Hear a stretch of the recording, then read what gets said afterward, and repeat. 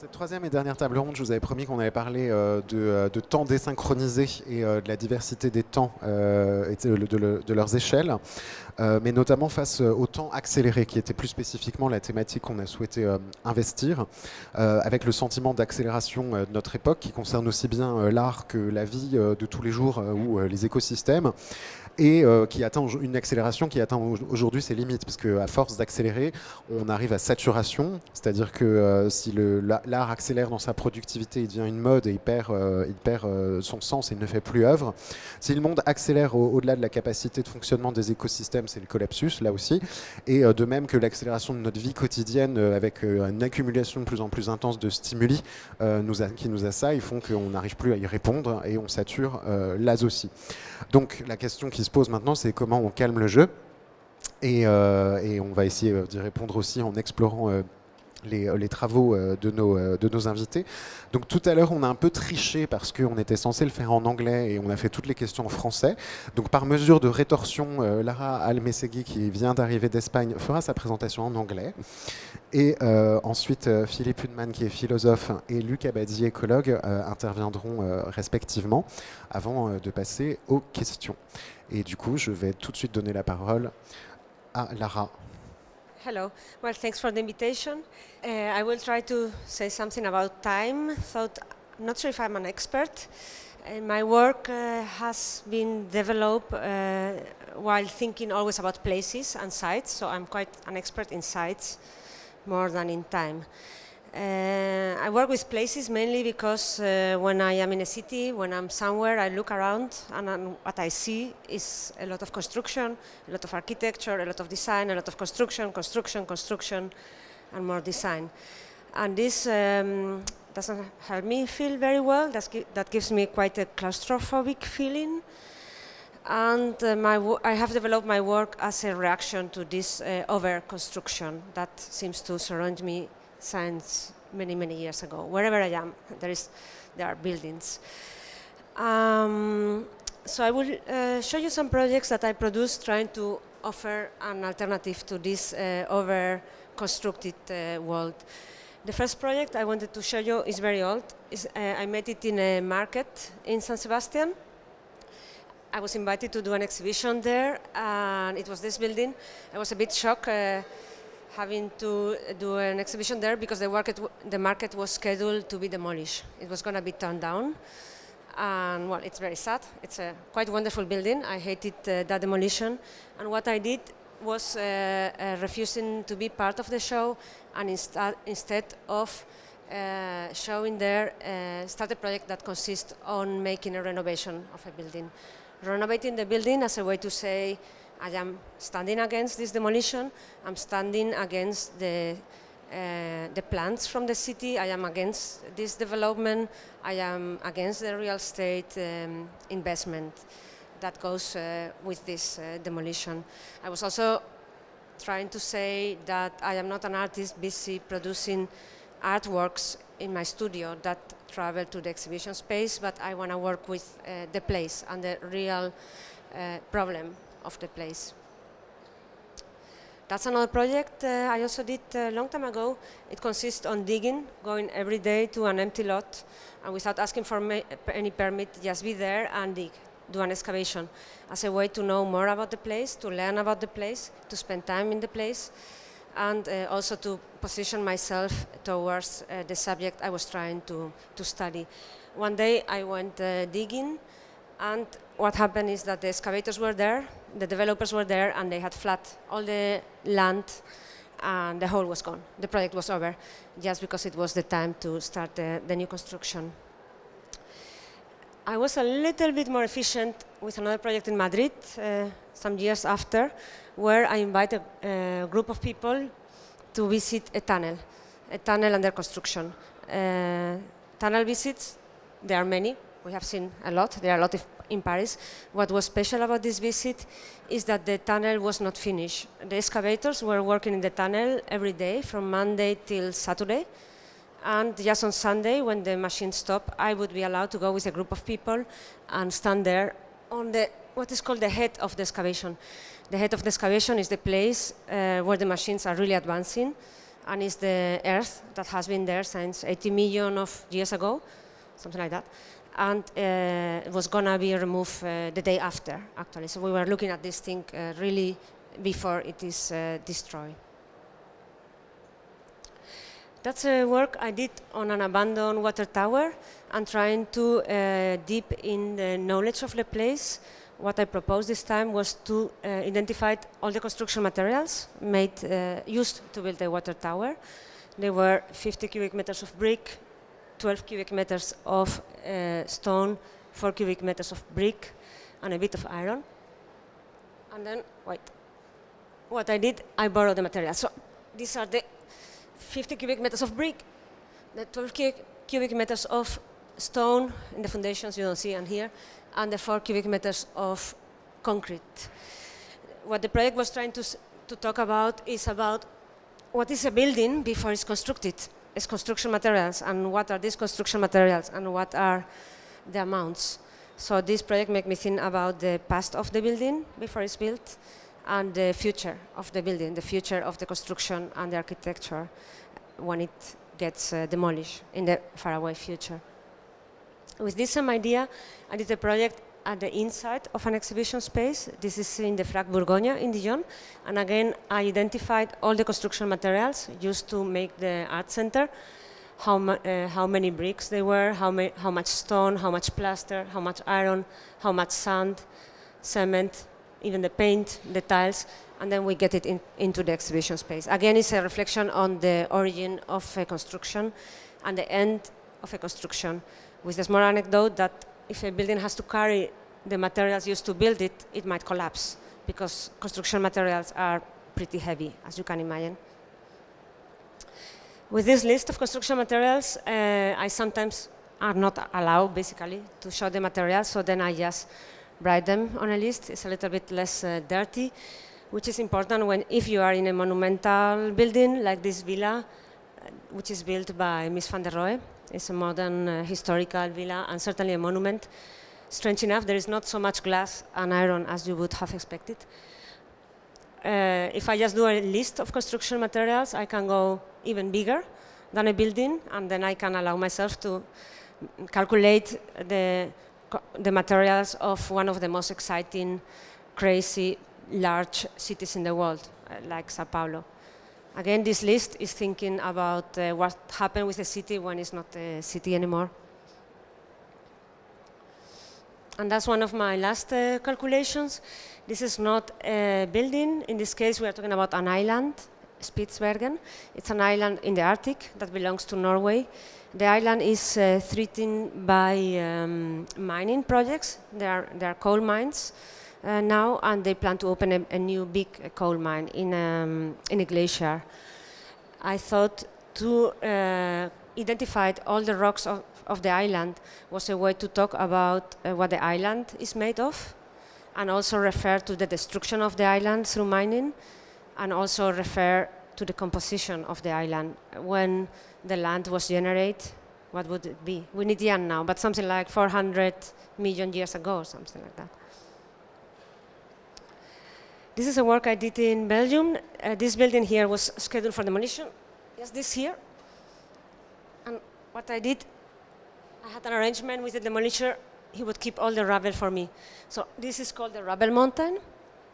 And this is the rubble from the house. So this is the house, actually. These are the bricks of the house, are the same materials. I was stretching to you before. I was telling you I was thinking about the past of a building and the future of a building. This is literally the future of a building, the material and the volume. This project is a very similar idea, but then again, trying to show you the difference between doing it outside and inside an exhibition space. This is the Spanish pavilion in the Venice Biennale, and these are more than 600 cubic meters of rubble, including concrete, brick, tiles, cement, bricks. And again, it's a huge amount of weight for a building. The building was really on its limits, and of course, suggesting clearly in a very literal way this time what happened with a building when it is demolished. This is a work I did in Dallas. Also a bit complicated to realize. This house was scheduled to be demolished, and I had an arrangement with the demolisher to excavate a hole on the yard, on the garden, and then put all the rubble of the house in the garden, and then bury the house. It's called Buried House, and the house ended there. I was not planning to show you this project, so okay, I jump. So just to tell you, to say something very quickly about time, I did a conscious move when I was a young artist to leave the exhibition room and go to specific places and special sites where the things are going on. And time was not really a conscious choice, but I have had to adapt my projects to the time of the place. If you work with a real place, time comes like a very, very strong thing and scary thing and determines a lot the work. That's what happened with my projects. Well, I will show you now just one more work, which is my last work, what I'm working in now. It's called Mineral Rights. I don't know if you know what is mineral rights. I think Paloma knows, some people know, but mineral rights is construction, legal construction in Europe based on the fact that you can buy a piece of land, you can buy a building, but what you cannot buy is what lays below the building. What lays below the building, the underneath, is owned by the governments. French government, Spanish government, Austrian government, the Netherlands government. The same as the sky, it's public. But the governments, they sell the underneath. They sell it to mining companies. So basically, our European governments are selling or leasing the resources under our land or our cities or where we live or where we rent. What has happened here? So that you understand the problem of the mineral rights, I'm showing you a map of the Netherlands where I live. It's a map from a website from the Ministry of Economy, and it shows all the concessions in the land. And this is Rotterdam. Where is Rotterdam? Here. This is Rotterdam, where it says there, where I live since almost 15 years. And because of this project, I find out that this concession called Rijswijk, if you click, you see is owned by NAM, which nowadays is owned by Shell. So Shell company owns below my city, actually, below, well, a big part of the Netherlands. So you think mineral rights, when you hear about mineral rights, it's always about Australia, Groenland. No, it's happening in Europe and it's happening below my city without me even realizing this was going on.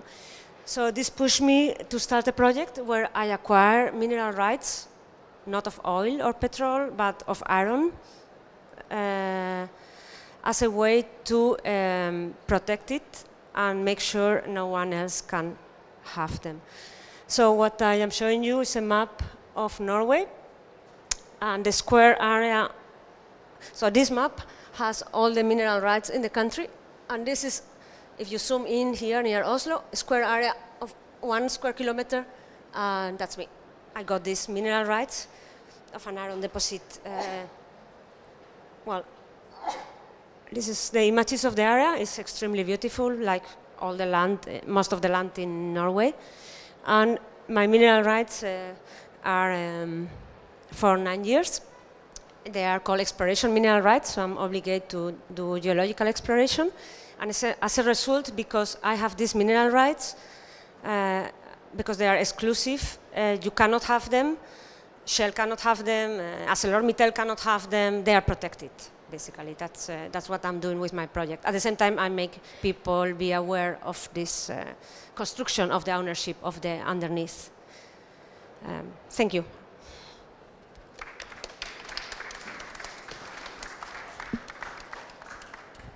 Merci beaucoup, Lara. Est-ce que ça coûte cher?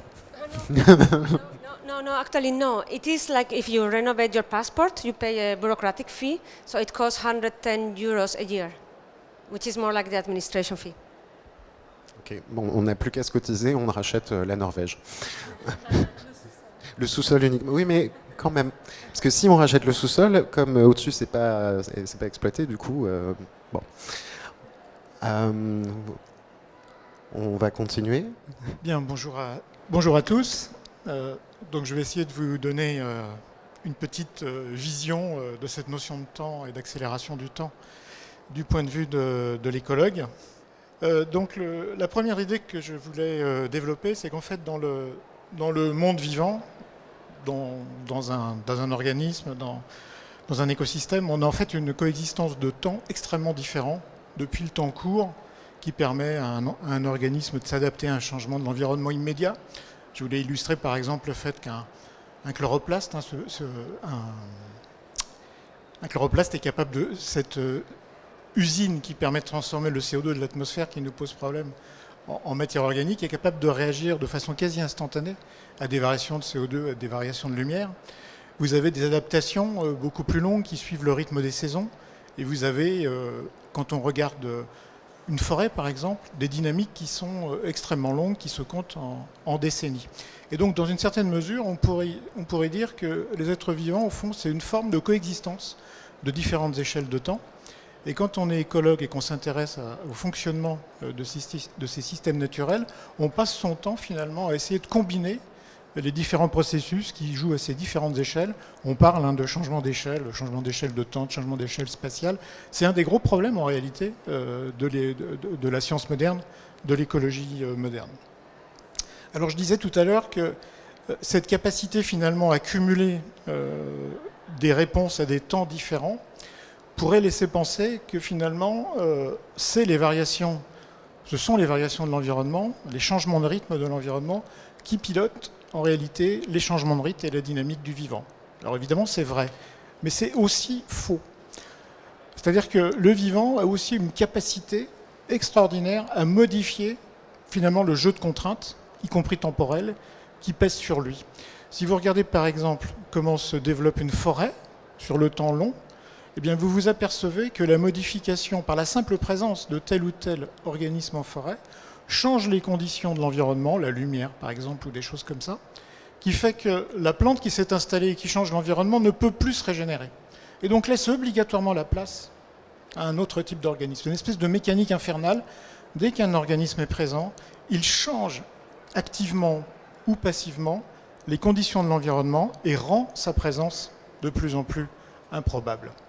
Et donc, finalement, quand on a compris ça, eh bien, on peut revenir sur la notion d'équilibre. On parle souvent d'équilibre de la nature. Et quand on parle d'équilibre de la nature, on a une vision un petit peu statique. Ça ne bouge pas. Quoi qu'il arrive dans le temps, finalement, on a un ensemble qui ne bouge pas. Eh bien, ça, c'est impossible. Parce que l'organisme, dès qu'il est présent, par sa simple présence, encore une fois, modifie fatalement les conditions de l'environnement. Et donc, un système vivant ne peut que changer tout le temps. Et donc, dans le monde de l'écologie, on a une vision des choses qui est dynamique. Quand on parle d'un équilibre, on parle d'un équilibre dynamique. Parce qu'encore une fois, l'immobilité, en quelque sorte, est impossible dans le monde vivant. Dans les échelles de temps qui importent et qui façonnent finalement ce changement du vivant et les capacités du vivant à répondre au changement de l'environnement, il y a une dimension du temps évolutif, le temps long, qui est une grosse question aujourd'hui. Avec le changement climatique, par exemple, on se dit, ah bah oui, les plantes vont répondre, par exemple, on va changer la vitesse de création de molécules organiques à partir du CO2 de l'atmosphère. Oui, mais il va aussi y avoir des réponses à plus long terme qui vont se traduire en fait par des adaptations des organismes, des changements d'organismes profonds, de l'information qui est derrière les organismes. Et aujourd'hui, une grande question de la recherche, c'est de savoir finalement qu'est-ce qui va jouer justement dans la réponse de nos écosystèmes à ces changements climatiques. Est-ce que le temps court, le temps physiologique, le changement de nombre d'individus, le changement de vitesse de croissance va suffire? Ou est-ce qu'on aura à plus long terme des réponses qui vont se traduire par un changement même de l'identité du vivant? Et comment tout ça va se composer pour donner cette capacité à changer avec le changement de l'environnement? Alors il faut bien voir que ce temps long, il est un peu aléatoire en quelque sorte. Les mécanismes qui permettent de changer dans le temps long passent par les épisodes de reproduction, par le tirage au hasard de changements qui sont favorables ou qui ne sont pas favorables. Et donc toute la question est là. À partir de ce tirage aléatoire de changement de l'information génétique à chaque épisode de reproduction, est-ce que ça va donner une capacité à se maintenir ou pas dans le temps en fonction de ces changements de l'environnement. C'est toute la question scientifique qui est posée aujourd'hui. Ce temps de l'évolution, il se traduit, quand on le regarde avec une perspective longue précisément, il se traduit par l'apparition d'espèces. C'est ce temps de l'évolution qui permet l'apparition des espèces. Et aujourd'hui, finalement, comme toujours, il y a toujours eu deux processus antagonistes qui ont permis d'arriver à un certain niveau de biodiversité, comme on dit aujourd'hui. Vous avez ce temps long, cette évolution qui permet l'apparition d'organismes, et puis des événements qui peuvent être parfois brefs, qui sont des organismes d'extinction des espèces. Bon, tout le monde a entendu parler de la disparition des dinosaures, là on a eu un accident assez brutal, mais en fait, quand on regarde bien l'histoire du vivant, l'histoire géologique du vivant, on s'aperçoit que l'extinction des espèces, c'est un phénomène complètement naturel. Ça a toujours existé. On considère aujourd'hui que 98 ou 99% des espèces qui ont existé sur la planète ont disparu. Donc la disparition, c'est un phénomène naturel. Et ce qui fait aujourd'hui le monde vivant, c'est quoi? Eh bien, c'est l'équilibre, entre guillemets, la compensation qui existe entre cette apparition, qui est un phénomène constant, et cette disparition, qui est un phénomène constant également. Et donc, un petit chouïa en plus ou en moins, eh bien, vous arrivez sur une biodiversité qui se déploie ou qui est au contraire en régression. Alors, on peut prendre l'exemple d'aujourd'hui. Aujourd'hui, on est dans une période de régression. Ça veut dire qu'il y a plus de disparition d'espèces que d'apparition d'espèces. Et on est sur un problème de changement de rythme. Des travaux ont montré que dans l'histoire géologique de la Terre, toute période confondue, on avait à peu près entre, j'ai noté ça pour ne pas dire de bêtises, entre 0,1 et 1 extinction par millier d'années et pour 1000 espèces. Aujourd'hui, on a multiplié ce facteur d'extinction à peu près par 100. Et ça, ce n'est pas une estimation, c'est une mesure. Le chiffre précédent était une estimation avec tous les biais possibles. Dans le futur, notamment à cause du changement climatique, à cause de la régression des terres, l'urbanisation que vous avez évoquée au début de votre intervention, on attend également une multiplication encore d'un facteur 100 de cette disparition d'espèces. Donc là, on a un déséquilibre majeur en termes de rythme entre l'entrée des espèces sur la planète, par spéciation, par évolution, et la sortie des espèces par extinction, qui est là due essentiellement à l'expansion humaine. Et donc, c'est pour cette raison-là, c'est-à-dire ce grand décalage entre l'apparition et la disparition, qu'on considère aujourd'hui qu'on est dans la 6e crise de la biodiversité, et que très probablement, en termes de rythme, on n'a jamais eu dans l'histoire de la planète une vitesse pareille d'extinction des espèces, même pas du temps des dinosaures ou de la grande crise du Permien dans l'histoire profonde de la planète. Donc ça, c'est un point qui est extrêmement caractéristique de l'époque qu'on vit. C'est une accélération fantastique, jamais vue dans l'histoire du taux de disparition des espèces. Vient s'ajouter à ça le changement climatique.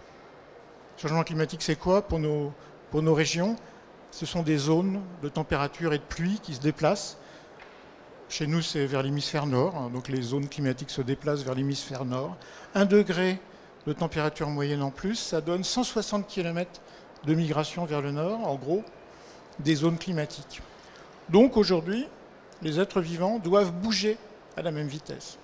S'ils ne bougent pas à la même vitesse, ils ont un risque d'extinction, tout simplement, au moins d'extinction locale, voire d'extinction totale, quand on est par exemple dans des régions montagneuses ou des choses comme ça. Donc il y a une course de vitesse qui est engagée entre le mouvement des espèces et le mouvement des zones climatiques.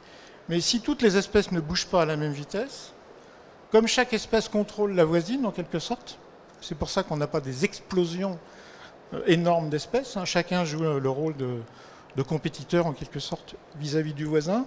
Si tout le monde ne bouge pas à la même vitesse, et tout le monde ne bougera pas à la même vitesse, un oiseau bouge plus vite qu'un ver de terre ou qu'un chêne, eh bien tous ces réseaux d'intercontrôle entre les espèces vont sauter. Et donc tous les assemblages une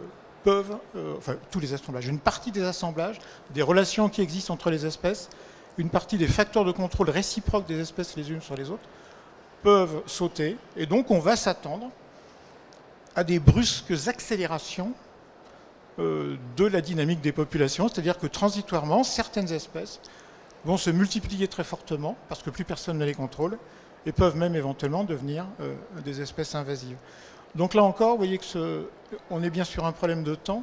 C'est le temps de la migration des zones climatiques avec le temps de la migration des organismes.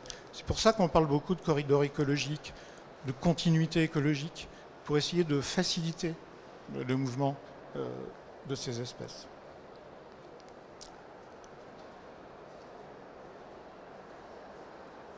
Voilà, donc peut-être, je ne sais pas, j'ai peut-être parlé un quart d'heure, là ça suffit, je vais peut-être m'arrêter là. Mais en conclusion, ça veut dire que, si vous voulez, pendant très longtemps, au fond, l'humanité, elle s'est calée en termes de modalités de développement sur les rythmes de la nature. Aujourd'hui, clairement, on le voit avec le changement climatique, on le voit avec la crise de la biodiversité, c'est plutôt le rythme du développement de l'humanité qui impose un rythme à la nature. Mais en fait, cette vision-là, qu'on a tous plus ou moins, elle est fausse, parce que derrière les mécanismes qui organisent le monde vivant, eux n'ont pas changé, et sont toujours calés sur les rythmes initiaux qui sont caractéristiques, en quelque sorte, de l'histoire du vivant. Donc, une espèce de malentendu. La nature n'est pas capable aujourd'hui, n'a pas la mécanique qui permet de suivre l'accélération du rythme qui est imposée par le développement des sociétés humaines. Et on est bien là au cœur du problème. Il faudrait arriver à modifier les modalités du développement en termes de développement matériel, sur la consommation en particulier, pour revenir dans les clous, en quelque sorte, des dynamiques du vivant. Sinon, les règles du vivant ne s'appliquent pas, et donc on outrepasse en quelque sorte les capacités d'adaptation du vivant aujourd'hui. Je pense que c'est une caractéristique de la biosphère actuellement. Voilà, merci. Bonjour à tous, merci. Donc je vais un petit peu parler faire écho à ce que disait Luc. En fait, ça va se ressembler beaucoup, et on va, je pense, déployer des choses qui concernent la dynamique d'urbanisation comme l'abordait Lara dans son travail, et les effets que ça a sur un certain nombre de dynamiques locales et globales. Alors ça, c'était juste, en tant que philosophe et donc des gens qui font du texte, je me suis dit que j'allais mettre des images, comme ça ce serait mieux, les gens seraient plus à l'aise pour, ça, si je suis très endormant, au moins pour regarder les images. Enfin, un quart d'heure, si j'arrive à vous endormir, ce sera aussi une performance, mais bon. Donc c'était juste un tableau de Balla, je crois, de 1920, c'est futuriste. Hein. Les voitures venaient d'être inventées, et tous ces gens étaient très, très concernés de manière très positive en fait par le fait que tout va s'accélérer. Et c'est juste pour dire que 100 ans après, la valence sur l'accélération est un petit peu plus négative en fait, mais à l'époque c'était super enthousiasmant. Donc j'ai un petit peu réfléchi à ce que me disait Loïc sur la vie qui accélère sous plein de points de vue. Hein. Il y avait des statistiques sur la multiplication des foires artistiques qui ont dû être multipliées par 6 ou par 10 en 10 ans, je crois. Et je me suis dit, bah tiens, je vais regarder un peu sous certaines dimensions des phénomènes d'accélération. Moi, je travaille essentiellement sur la biologie et l'écologie, mais j'ai regardé aussi un peu ailleurs. Donc ça, c'est, alors pour suivre ce que disait Luc, hein, c'est le rythme des extinctions d'espèces. Donc vous voyez par intervalle de temps, hein. Donc ça c'est juste les vertébrés, mais bon, à gauche c'est, à droite c'est, enfin c'est une estimation faible et une estimation forte on va dire, mais dans tous les cas vous voyez à quel point le nombre d'extinctions par décennie augmente, et augmente très vite depuis à peu près un siècle. Ça vous donne une idée de l'accélération des extinctions. Ça, c'est, je ne sais pas si certains de vous suivent le blog XKCD, qui est un très, très chouette blog en bande dessinée. Mais ça, c'est juste un petit bout, parce qu'en fait, vous voyez, il a 3000 ans, et c'est une frise très haute qui fait 100 millions d'années. Et en fait, c'est la droite, là, hein, c'est la température. Elle ne bouge pas beaucoup. Et en fait, elle est toute droite comme ça. Vous êtes dans un intervalle de 2 degrés sur des millions d'années. Et puis là, c'est depuis donc 1900-2000, vous voyez l'accélération de l'élévation, enfin l'élévation de température. Vous voyez que ça va quand même beaucoup plus vite. Et vous avez les 3 scénarios du GIEC, hein, optimiste, pessimiste, très pessimiste, qui sont les 3 chemins. Mais dans tous les cas, on est dans une accélération du changement de température. Ça, c'est pareil pour les publications scientifiques. Le rythme des publications scientifiques, c'est de 1650. Hein, les chiffres ne sont pas lisibles, mais c'est tous les 50 ans. De 1650 à 2000. Bon, je pense que la forme de la courbe est assez, se comprendre soi-même. Hein. Le nombre de publications par décennie augmente de manière... pas exactement mathématiquement la forme de la courbe, mais on voit bien que c'est une augmentation très forte. Et dès que vous êtes dans le monde scientifique, tout le monde se plaint du fait qu'il faut tout le temps publier de plus en plus d'articles et tout ça. Et ça, c'est pareil, au niveau de la technologie, c'est le nombre de brevets. Donc vous voyez l'augmentation du nombre de brevets depuis 1974, à quel point le rythme auquel les gens... Le nombre de brevets, donc ça veut dire le rythme auquel on invente des choses. Bon, ça, on le sait, évidemment. Hein. Il suffit d'avoir un téléphone portable pour savoir qu'on doit en changer tous les 2 mois. Mais ça, c'est assez général sur toute la technologie. Alors après, sur cette accélération de la technologie, je vais juste faire des petites remarques, hein, c'est ça que je vais un peu raconter. Il y a une chose qu'on peut quand même se demander, c'est est-ce que ça accélère vraiment? C'est-à-dire, c'est sûr que, par exemple, si on prend les téléphones portables, le rythme auquel il y a une petite nouveauté depuis 1995 augmente. Mais après, est-ce que vraiment... quand vous réfléchissez un peu, les gros changements technologiques sont vieux. C'est-à-dire que l'ordinateur, hein, ça c'est l'ARPANET, c'est l'ancêtre de l'Internet, hein, les protocoles qui régissent l'Internet, les technologies de la fusée. Il y a des bons arguments pour dire qu'une bonne partie de tout ça a été inventé dans les années 60, 70, 80. Alors maintenant on raffine, évidemment, visiblement c'est beaucoup plus puissant, mais l'idée derrière est peut-être pas si récente que ça. Donc c'est juste pour vous dire que si on se demande, si on prend en compte le fait que les innovations peuvent être grosses ou moins grosses, peut-être que sous certains points de vue, il n'est pas si évident que ça que les choses s'accélèrent. Alors, le dessin est affreux, hein, mais c'est fait pour. La question c'est, à partir du moment où on accélère vers quoi? Alors ça, c'était un article qui avait fait parler de lui en 2012, je crois, dans Nature of Science. Ça s'appelait vers une transition catastrophique du système Terre ou quelque chose comme ça. Et en fait, les auteurs avaient regardé un certain nombre d'indicateurs, hein, alors la température, l'érosion de la biodiversité, il y en avait vraiment beaucoup, en fonction de l'augmentation de température. Et ils essayaient de montrer que sur tous ces indicateurs, on touchait ce qui s'appelle des points de basculement, en anglais des tipping points. C'est-à-dire que c'est comme dans les épidémies, à un moment, les épidémies, ça augmente très très lentement. Puis à partir d'un certain seuil où il y a une certaine proportion de la population qui est infectée, l'épidémie se généralise très très vite. Tout bêtement parce que chacun a beaucoup de chances de rencontrer un individu infecté. Et voilà. Donc ce qu'on essaye de faire en épidémiologie, c'est qu'on essaye de tenir les populations sous le point de basculement. Hein. Et donc pour beaucoup de dynamiques, il y a des points de basculement. Et ce que les auteurs regardaient, c'était plusieurs indicateurs de plusieurs dynamiques, dans quelle mesure on touchait le basculement. Et en fait, eux disaient, alors l'article est très contesté, hein, mais eux disaient que, vous voyez, la part vert foncé, c'est le nombre de dynamiques sous lesquelles on touche un point de basculement. Et elle augmente de plus en plus vite. Et alors l'idée, c'est qu'on est en train peut-être à 50 ou 100 ans de toucher un basculement généralisé de l'équilibre de la Terre, hein, ou de la biosphère au moins. Mais... Alors, bon, après, c'est des points un peu scientifiques sur est-ce qu'on peut détecter à l'avance si on accélère et puis si on touche quelque chose de vraiment catastrophique.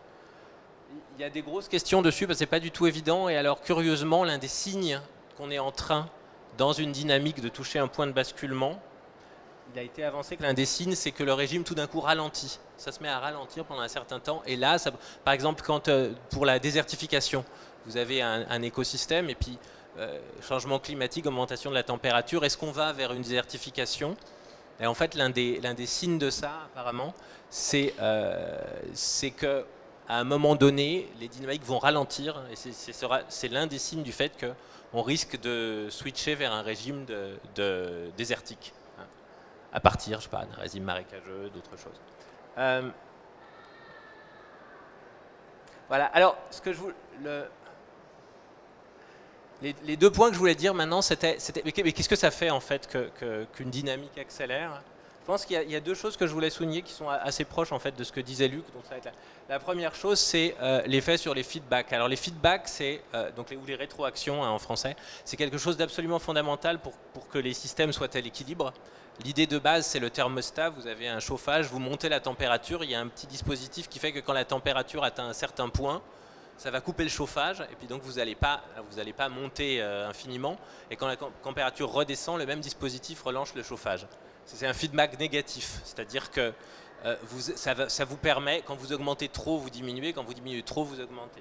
Puis vous avez des feedbacks positifs, c'est-à-dire que quand vous augmentez un peu, vous allez augmenter plus, puis encore plus, etc. Et ça, c'est ce qui détruit les systèmes. Alors un exemple type, c'est il fait de plus en plus chaud, les gens achètent de plus en plus d'air conditionné, font tourner de l'air conditionné, ça dégage de plus en plus de CO2 dans l'atmosphère, de plus en plus d'effets de serre, il fait de plus en plus chaud, on a besoin d'encore plus d'air conditionné et ainsi de suite. Ça veut dire que par ce feedback, si vous voulez, sans le feedback, la température augmenterait, là elle augmentera beaucoup plus vite. Bon. Alors, l'idée, bon ça c'est très hypothétique, c'est l'idée que l'existence des vivants fournit un mécanisme de thermostat qui fait que, alors même que depuis que le Soleil existe, enfin que la Terre existe, la luminosité du Soleil augmente, donc la chaleur augmente.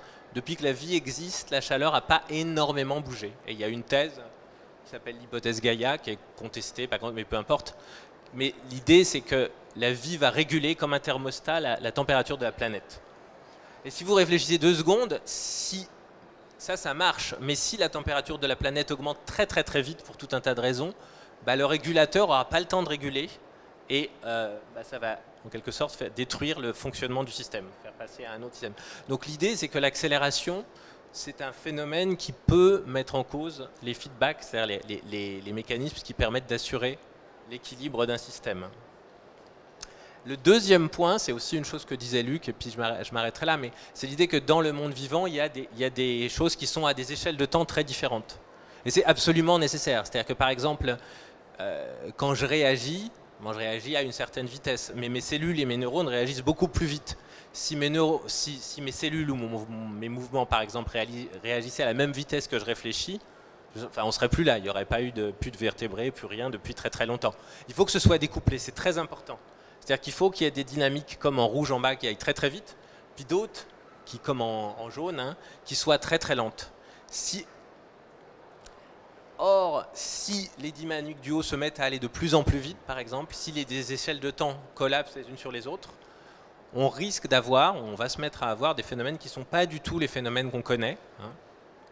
Et ça peut être une manière, si vous voulez, de penser à des choses sur l'accélération de notre mode de vie par rapport à la multiplication des communications entre les gens, que ce soit l'Internet et ce genre de choses, qui impliquent l'accélération de pas mal de choses. Et donc, on peut réfléchir à ça en termes de les échelles de temps qui étaient avant découplées, commencent éventuellement à être couplées avec des effets qui sont relativement imprévisibles. Voilà, c'était les petites choses que je voulais dire. Et bon, on a pas mal parlé aux tables rondes précédentes du sol et de la question de la fossilisation, etc. Est-ce que la maison que vous avez montrée, que vous avez enterrée, il y a un suivi où vous savez ce qu'elle va devenir Vous avez des micros Ça ne restait pas pour toujours. C'est pas là maintenant, on l'a enlevé. Je voulais la laser, mais la démolition était un boulot très décollage, on dit ça, comme on dit. La technique de démolition n'était pas trop clean. Je ne sais pas si vous vous souvenez des images, mais vraiment tout a devenu ensemble, c'était assez dégueulasse. Donc la maison est restée là jusqu'à la nouvelle construction de la nouvelle maison. J'ai trouvé que c'était un peu trop dégueulasse de laisser ça chez quelqu'un. C'était un quartier un peu pauvre. Et la pollution dans la terre sort dans les jardins de quelque manière. Donc je voulais la laisser, mais je pouvais vivre avec. Donc on l'a enlevée. Alors j'avais une question à vous trois, parce que chacun vous avez abordé cette question d'une certaine manière. Et je sais que c'est une question complexe et je ne demande pas forcément une réponse, mais au moins des éléments, comment vous avez abordé ça. C'est sur la question de l'émergence et de la réduction. Je m'explique. Lara, dans ton travail, tu prends une maison, par exemple, et tu la réduis à ses composants, en identifiant tout ce qui la compose. Mais en fait, une fois que tu présentes les éléments qui la composent, ce n'est plus une maison. Ça peut devenir une maison. Donc en fait, la maison, c'est une propriété de la matière qui émerge de la façon dont tu l'assembles, mais qui ne se réduit pas à ses composants. De la même manière, en écologie, et puis c'est un débat aussi en histoire des sciences très fort, toutes les mécaniques qu'on est en train de montrer, et on a parlé de la désynchronisation et des différentes échelles de temps, on est imbriqué dans ces différentes échelles de temps, mais est-ce que ces échelles de temps ne sont pas émergentes au système? Et que justement, si on doit avoir ce décalage que tu expliquais à la fin, c'est parce que ce n'est pas du même registre logique. Parce que ces propriétés émergent, c'est un peu l'hypothèse Gaïa encore une fois, hein, ces propriétés émergent du système et ne peuvent pas se réduire à ces composantes dont on ferait partie par exemple. Donc la même question mais avec des angles de vue très différents. Oui. Petite question. Ça aussi c'est une des thématiques centrales, vous l'avez un peu dit, de la notion d'écosystème. C'est pour ça que moi je dis souvent que la science écologique c'est une science de fou, puisque l'objectif de la science écologique effectivement c'est de prendre finalement ce qui nous entoure, de le considérer comme un tout, d'essayer de comprendre le grand tout. Donc de ce point de vue-là c'est une science qui a des visées holistiques, et notre grand drame évidemment c'est que ça on ne sait pas faire. Et donc que fait la science classiquement? La plupart du temps elle applique une méthode réductionniste, donc on essaye de regarder comment chaque éléments fonctionnent, et puis après il y a une reconstruction intellectuelle qui peut se doubler d'outils de modélisation, etc., pour nous aider à réfléchir, parce que très vite, dès qu'on a 3 ou 4 éléments ensemble, on n'y arrive plus avec notre petit cerveau. Mais c'est ça le truc fondamental, c'est quelles sont les propriétés émergentes d'un système, c'est-à-dire que le postulat, enfin c'est pas un postulat, c'est un constat, jamais on n'arrivera à décrire le fonctionnement d'un système si on fait la somme du fonctionnement des composantes de ce système. Et donc, comment on s'en sort? Quand on est dans un jeu de contraintes ou de ressources à peu près constant, et si on veut savoir ce qui va se passer, qu'est-ce qu'on fait classiquement? On prolonge la courbe, quoi. C'est comme ça qu'on s'en sort. On n'arrive pas à régler le problème en termes de compréhension, mais on arrive à s'en sortir en termes de prédiction, parce qu'on prolonge la courbe. Sauf que là, aujourd'hui, et c'est ça qui est nouveau, le jeu de contraintes et de ressources, il est changé. Vous avez le changement du climat, vous avez le changement de la biodiversité, vous avez la pollution, vous avez le facteur humain, tout ça en même temps, de grande ampleur. Donc là, c'est à partir du moment où le jeu de contraintes et de ressources change, votre système n'est plus le même. Vous ne pouvez plus prolonger la courbe.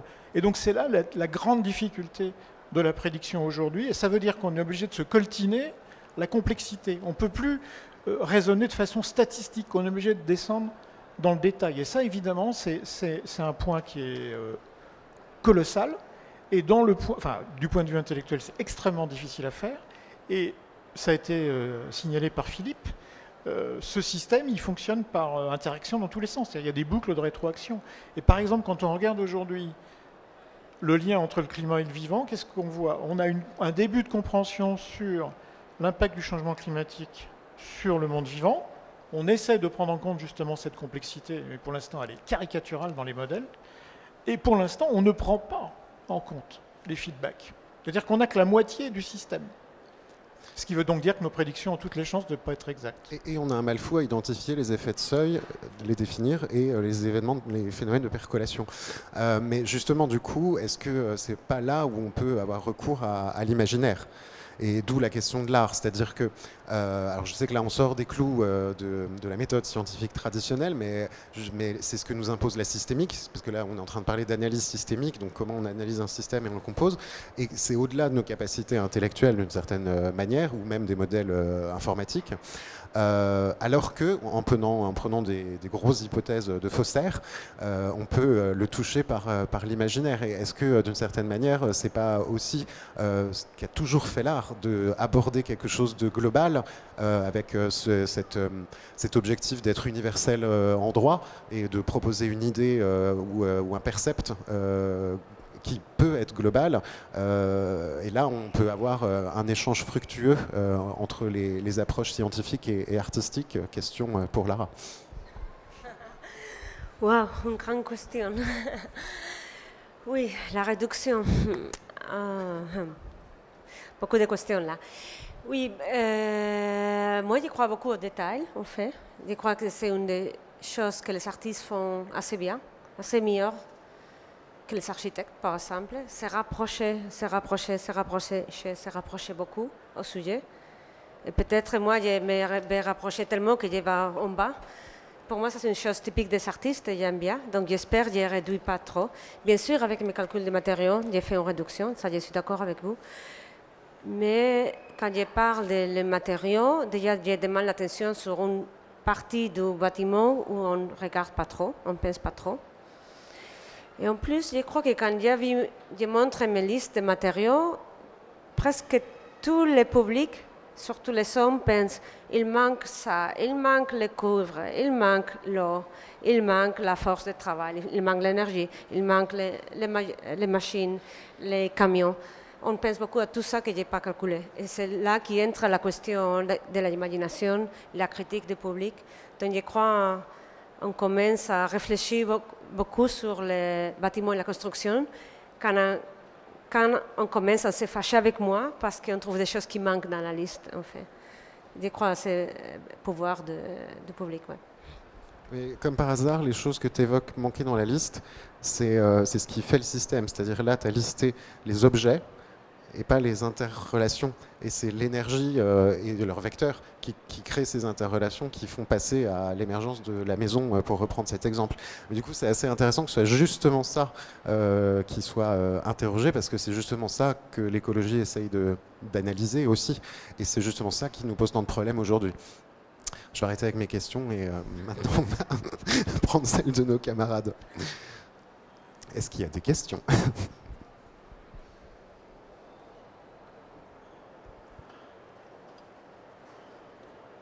Est-ce que quelqu'un veut acheter un morceau de Norvège ?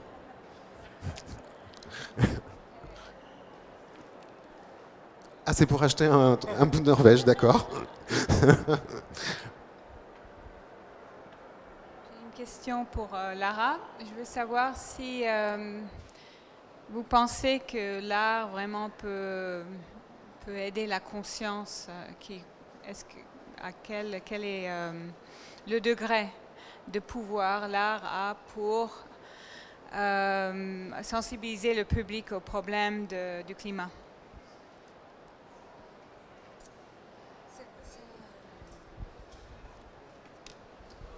C'est compliqué. Moi, je crois qu'avec mon travail, peut-être le public peut s'interroger un peu sur des choses. Où est-ce que ça passe, où est-ce qu'on habite. On peut s'interroger sur qu'est-ce que c'est là, qu'est-ce qu'il y a ici, qui est le propriétaire. Donc je crois qu'on se pose des questions assez directes sur le contexte. Je crois qu'ils sont intéressants. Je ne sais pas si ça aide à une perception de l'environnement, ça je ne suis pas sûre. Je crois que l'art fonctionne d'une manière un peu... il y a beaucoup plus de choses. Il y a la question de l'environnement, mais il y a la question de pourquoi ces pierres est mené ici, pourquoi quelqu'un a fait cet effort. Il y a beaucoup d'autres questions au niveau politique, au niveau social. Il y a plein de différents niveaux pour moi dans l'art. Et beaucoup de sous-conscience. Et je peux poser une question, je peux vous dire, Shell est propriétaire de chez moi, et peut-être ça ne vous fait rien, mais peut-être un jour, les prochains mois, quelqu'un de vous conduira dans son voiture et réfléchira à ça. Je veux dire que l'art actué d'une manière un peu inconnue pour moi. On a une question de Jeanne. Ça va pas être une question d'écologie, c'est une question à Lara, justement. On a parlé du monde qui s'accélère, mais d'une certaine manière, le monde de l'art aussi s'accélère dans sa production. Et je voudrais savoir quel est ton sentiment vis-à-vis de ça et comment tu le perçois, comment tu le pratiques et tu le vis. Je ne sais pas. On a les institutions d'art ont l'habitude d'avoir besoin des artistes qui produisent beaucoup d'objets dans son atelier. Mais il y a toujours des artistes qui produisent très peu. Ils sont toujours. Je connais des artistes qui produisent beaucoup et des artistes qui produisent presque rien. Vermeer, Rubens, par exemple, typique artiste classique, une qui produit très peu, qu'on admire beaucoup, une autre qui produit beaucoup, qu'on admire peut-être pas tellement. Je crois qu'il y a beaucoup de différentes manières de faire art. Moi, bien sûr, je suis dans essayer d'être le plus, de produire le moins qui possible, bien sûr. Mais je crois que ce sont des manières de produire. Et je ne peux pas dire d'une manière moraliste qu'une est meilleure que l'autre. Je connais, ce sont des processus des artistes assez personnels. Moi, quand je produis beaucoup, je commence à me fier de moi-même. Je commence à penser que je perds quelque chose. Mais je connais plein d'artistes qui ont le contraire. Quand ils produisent peu, ils pensent qu'ils perdent quelque chose. Donc je ne peux pas vous dire d'un côté moraliste, je suis supérieur parce que je produis moins, je ne crois pas. Merci à tous. Merci encore.